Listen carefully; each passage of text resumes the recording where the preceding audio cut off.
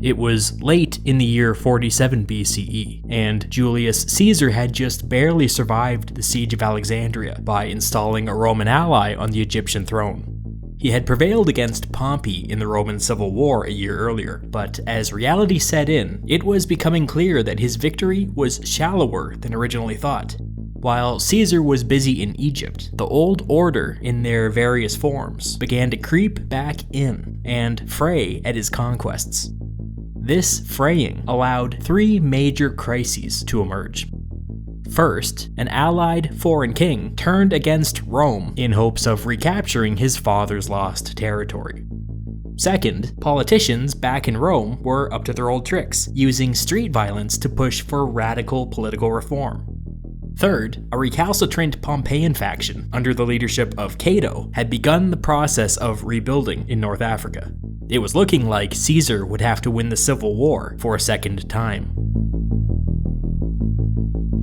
But first things first, a foreign king had invaded a Roman province. If Caesar simply ignored this threat, drumming up political support for anything else would become extremely difficult. So, off to Asia Minor. The king in question was a guy named Pharnaces of Bosporus, one of the sons of Mithridates the Great. Ever the opportunist, Pharnaces went rogue during the Civil War and captured a huge chunk of Roman territory. Departing Egypt, Caesar set a breakneck pace up the Mediterranean coast, foregoing supplies for the sake of speed. Pharnaces knew that Caesar was dealing with a whole bunch of crises at once, and so offered Caesar a few minor concessions if he would just agree to leave him alone. Not only did Caesar reject this offer, but he rejected any further offers to negotiate. If you remember, he had just given away an entire Roman province in a negotiated settlement with the Queen of Egypt, so it would be a pretty bad look if he turned around and did the exact same thing with a foreign invader. There would be no negotiated peace. Caesar advanced further and further into Asia Minor. Eventually, Caesar and Pharnaces encountered each other near the town of Zela. The two armies deployed across a steep valley, each on their own separate hill. This would be the beginning of a weeks or even months-long process where each side would engage in subtle maneuvers in hopes of gaining a slight tactical advantage. Caesar was uniquely good at this aspect of warfare, and it's fair to assume that he was walking in there with a fairly detailed game plan. But Pharnaces had something else in mind. His first move was to have his army advance straight down the hill and into the valley. We are told that when Caesar saw this, he burst out laughing.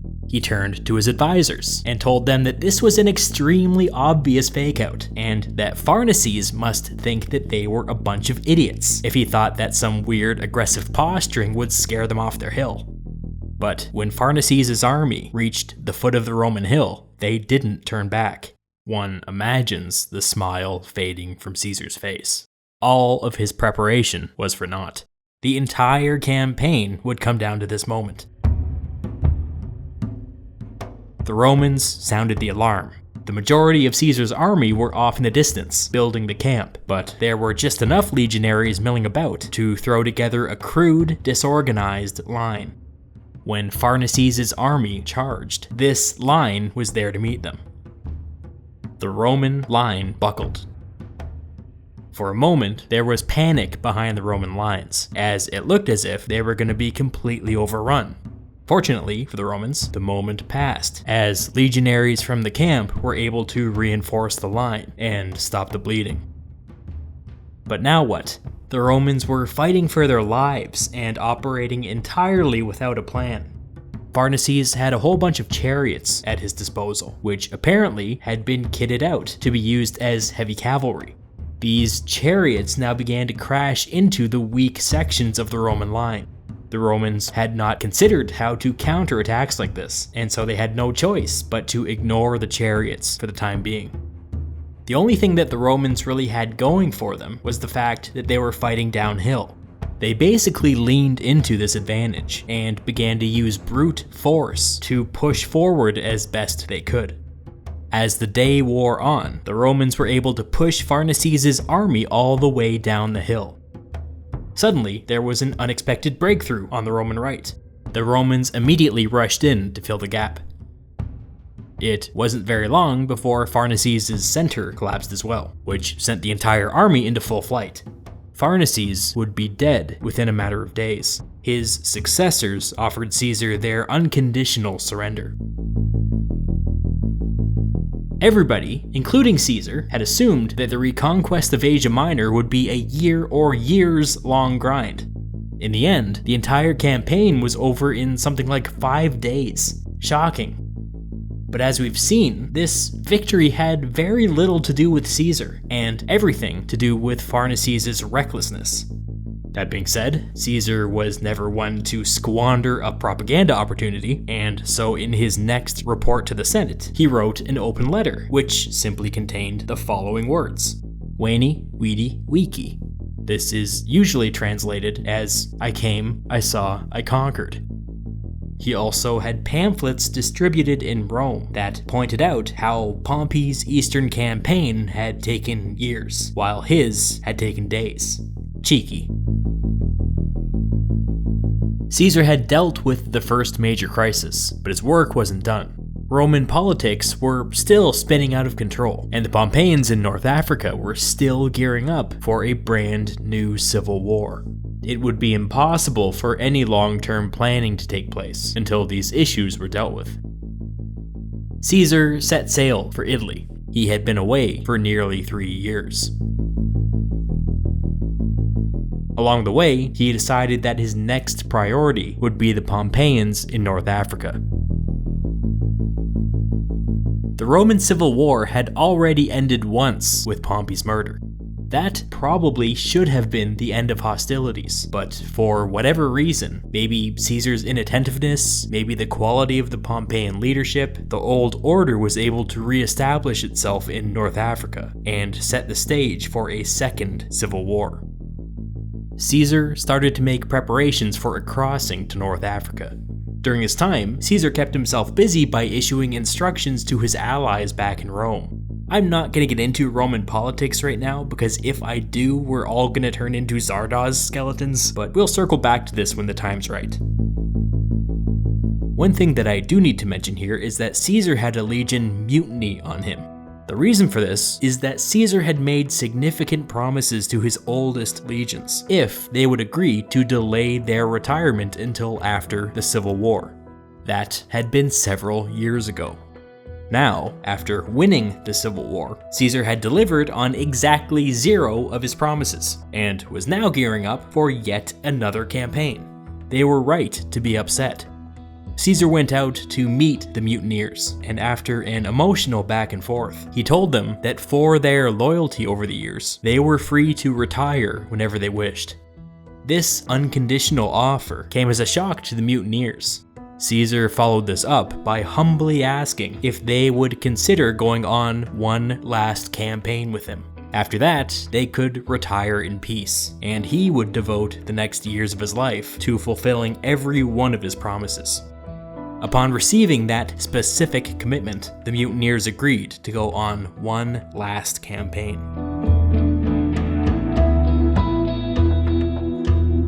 Time was of the essence. The mutiny had shown Caesar that his most experienced legions would not tolerate any more dilly-dallying. A plan was hatched to set sail with whatever legions were ready to go. The rest would just have to catch up whenever they could. It was customary for the Romans to kick off a voyage like this with an animal sacrifice.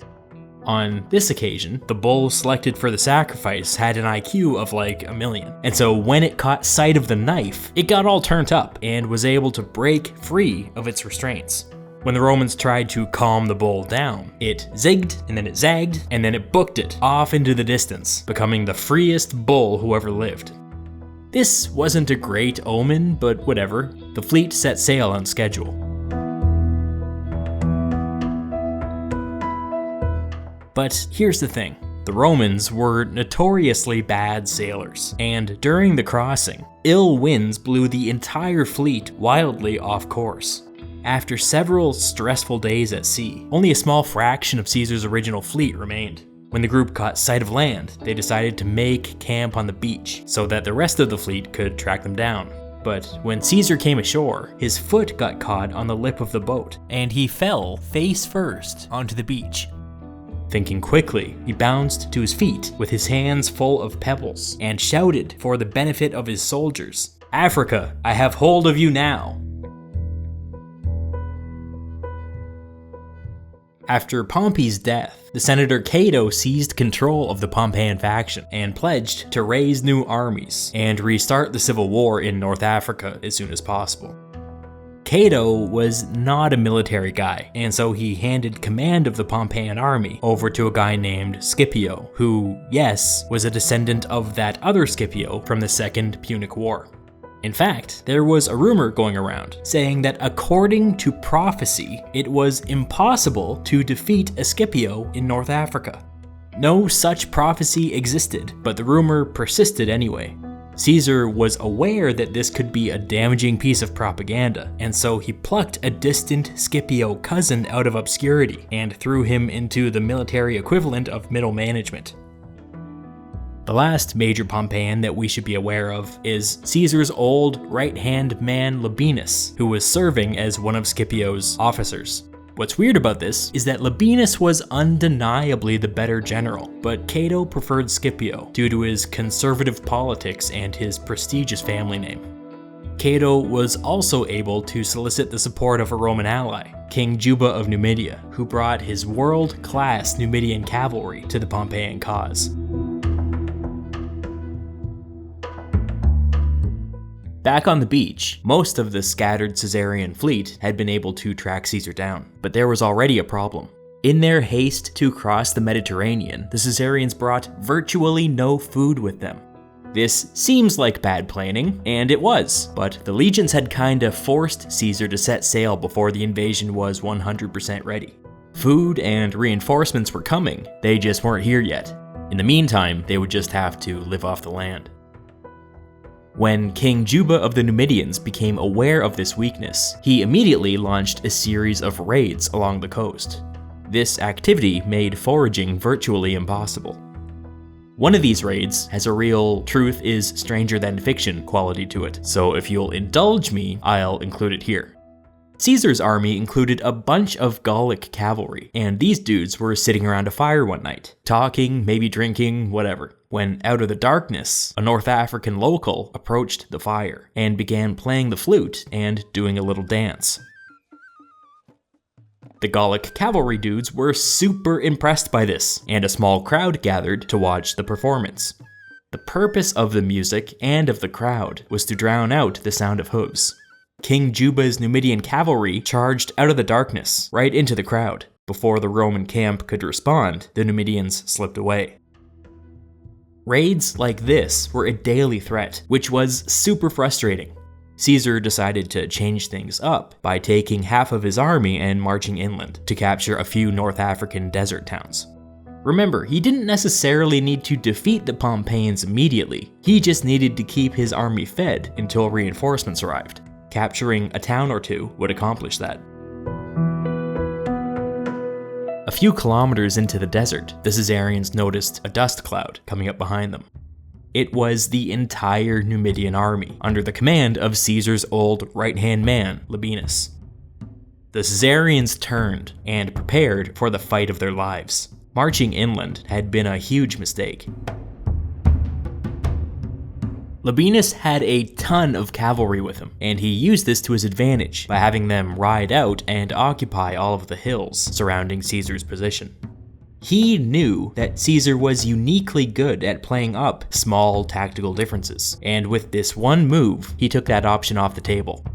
Given the size and makeup of Labienus's army, Caesar was primarily concerned with being flanked, and so he deployed his infantry in a long, thin line. Labienus and the Numidians advanced, and as they did so, their cavalry fanned out wider and wider and wider. Only now did it become clear that Labienus had been hiding his numbers by packing his cavalry tightly together. Caesar was much more badly outnumbered than originally thought. Then, Labienus attacked, everywhere at once. Infantry in the center, cavalry on the wings. Caesar's line was already as wide and as thin as possible, so they were unable to stop the Numidian cavalry on the wings. Before too long, the Caesarians were completely encircled. Caesar turned every other cohort around so that they could face attacks from two directions at once, but this didn't do much good. Labienus's cavalry refused to let themselves get pinned down. They attacked, wheeled, attacked again, threw javelins, shot arrows, basically behaved as unpredictably as possible. The Caesarians had no answer to tactics like this, and as the day wore on, they began to waver. During a break in the fighting, Labienus took off his helmet and rode up and down the front line.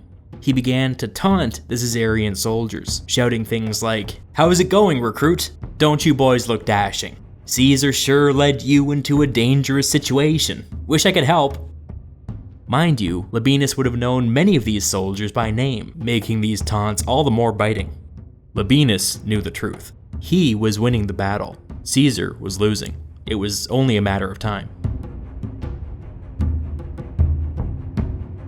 Caesar came up with a radical plan. On his signal, he had the legions throw their javelins and charge in both directions at once.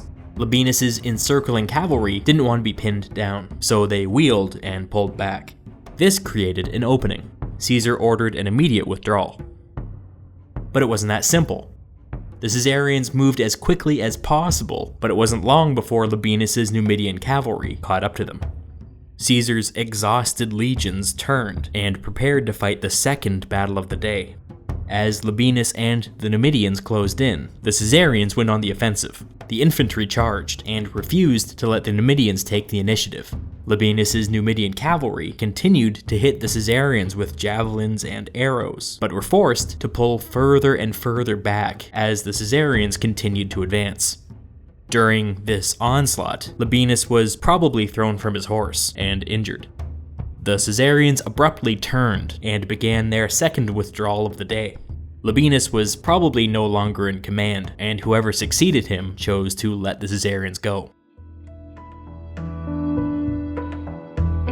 Some historians criticize this decision, but bear in mind that the other half of Caesar's army was only a few kilometers away. If the Numidians chased Caesar all the way back to the coast, they would almost certainly run into them. Much better to just take the win and let them go.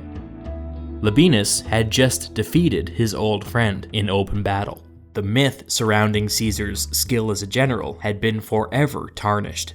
Labienus must have been pretty happy with himself.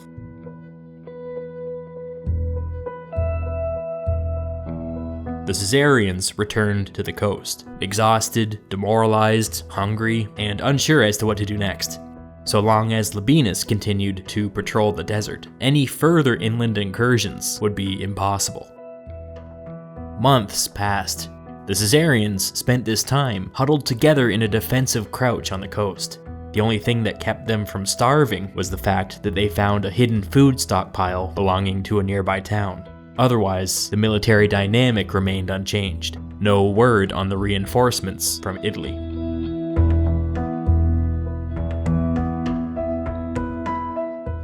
Over this period, a daily ritual developed, where Scipio would deploy for battle just outside the Caesarian camp, and Caesar would decline the offer. Caesar feared that an attack may happen at any time, and in desperation brought all of his sailors down off the ships and pressed them into the infantry. You might be asking yourself why Scipio didn't attack at this time. There's a good reason. Scipio's basic military strategy said that a stalemate in North Africa was basically as good as a victory. The Pompeians correctly assessed that Caesar's political support was shallow, and believed that a prolonged North African campaign would shatter Caesar's reputation and allow Pompeian politicians to reassert themselves back in Rome. Say what you will about Scipio, but his strategy was coherent. At long last, those reinforcements from Italy showed up. 2 additional legions, bringing Caesar's total up to rough parity with Scipio at 8 legions apiece. Caesar was still technically outnumbered if you counted King Juba's 4 additional legions, but at least now Caesar could get out of his defensive crouch. Caesar surprised Scipio by marching off and seizing a set of nearby hills. Labienus kept up the pressure by launching a series of hit-and-run cavalry raids. The pressure worked, because after a day or so, Caesar abandoned the hills and advanced on a nearby town in hopes of restocking on food. Scipio wisely put his army in between the Caesarians and the town, and Caesar was forced to pull back. The Caesarians were running out of options, and the Pompeians were slowly tightening their grip. But Caesar was in for some luck. 2 more legions arrived in North Africa, bringing his total up to 10. Now Caesar began to act more aggressively. Both armies deployed on favorable ground, but neither side wanted to be the one to initiate battle. The Caesarians turned and marched away. The Pompeian army followed.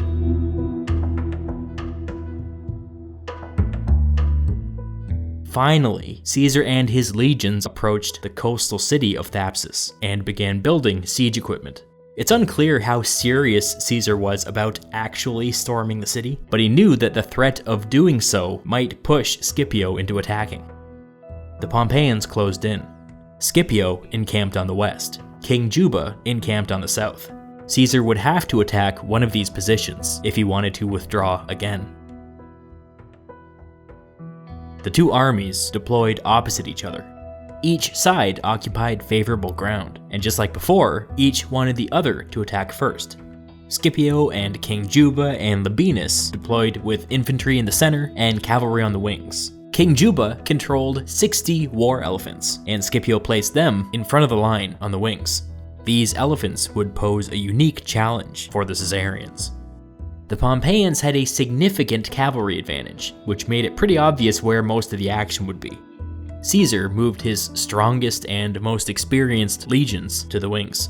In fact, there was a lot of internal debate as to who would get the honor of facing off against the elephants. In the end, Caesar tapped the veteran 5th Legion, who had served under him in Gaul, and put them on elephant duty on each wing. For most of the day, the 2 armies just stared at each other. Whoever attacked first would be at a slight disadvantage, and nobody wanted to take that risk. There are several different versions of what happened next. It all has to do with Caesar's veterans. Remember, Caesar had promised that this would be their last campaign. For months, they had suffered humiliation after humiliation at the hands of Labienus and others, and now retirement was one decisive battle away. They were grumpy and impatient. The veterans on Caesar's right attacked without orders. Later, they would claim that they detected a weakness in Scipio's line, but I don't buy it. It's worth mentioning here that one account claims that Caesar suffered from a seizure earlier in the day and spent several hours recovering in his tent. If this happened, it would explain some of the miscommunication going on here. Caesar suffered from seizures for his entire life, but this is the only instance where his condition may have directly impaired his ability to command. When Caesar discovered that his right had moved to attack, he ordered the veterans to get back in line, but these orders were ignored. The right made contact with the enemy, and more neighboring units moved in to help. It quickly became clear that the battle could not be stopped. Caesar ordered an all-out attack, and rode forward to personally take command of the endangered right. Scipio's elephants charged. Caesar's legions had trained for this, and opened up holes in their line so that the elephants could pass through unharmed. The 5th Legion was waiting, spears in hand, just behind the Caesarian line. Their only job today would be to face this elephant charge head on. The battle dragged on for hours. The veterans on Caesar's left and right repulsed Labienus's cavalry again and again and again. The 5th Legion held their own against the elephants, but one source describes a horrific scene with elephants throwing soldiers with their trunks and stomping on anybody who fell to the ground. Nightmare stuff. Hours passed, and the sun began to set. Bloodied and bruised, the 5th Legion threw one last volley of javelins, which at last caused the war elephants to panic and flee. What followed was absolute chaos. The elephants crashed straight into the Pompeian line, causing it to crumble. Those who held their ground quickly fell under a renewed push from Caesar's legions. The Caesarians then descended into what can only be described as a killing frenzy, where many thousands of disarmed Pompeian prisoners were murdered on the spot. Caesar frantically issued orders telling the legions to leave the prisoners alone, but these were just outright ignored. Caesar completely lost control of his army. By the time the madness passed, virtually no prisoners were left alive.